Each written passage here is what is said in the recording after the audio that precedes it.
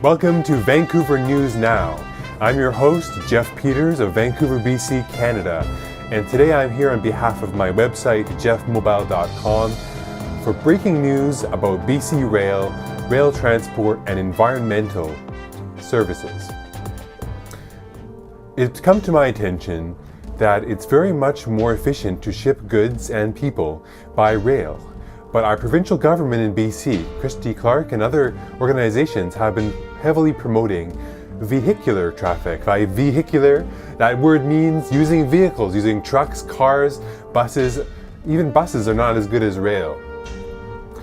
I'm going to read the following email to you, which I received from my friend Alex Zed.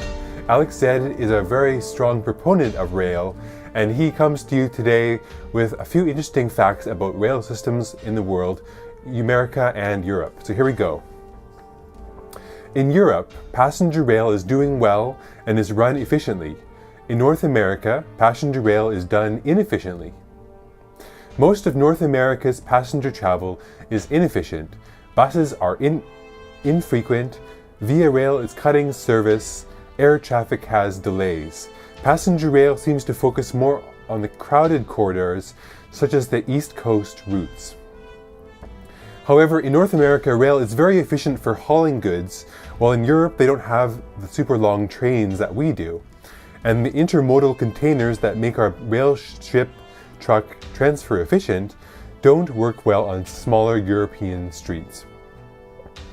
What we do see in North America is the erosion of the last mile on rail networks, i.e. Annis's Island used to have railway tracks coverage across the whole island, and now that network has been truncated, and rail only covers a small portion, a section of that island.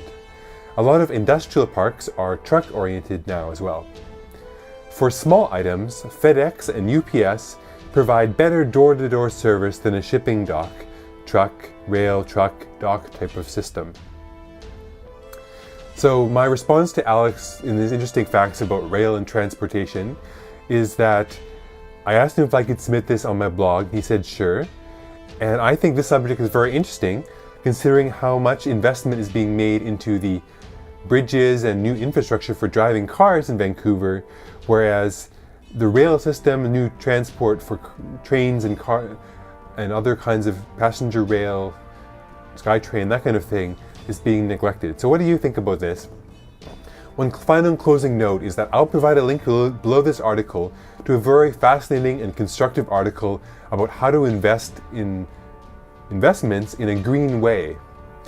It's an article in the Guardian News which I discovered while I was on vacation, and the main thing it says about rail is that if you want to be green, invest in rail, and rail companies are doing really well, especially across the US.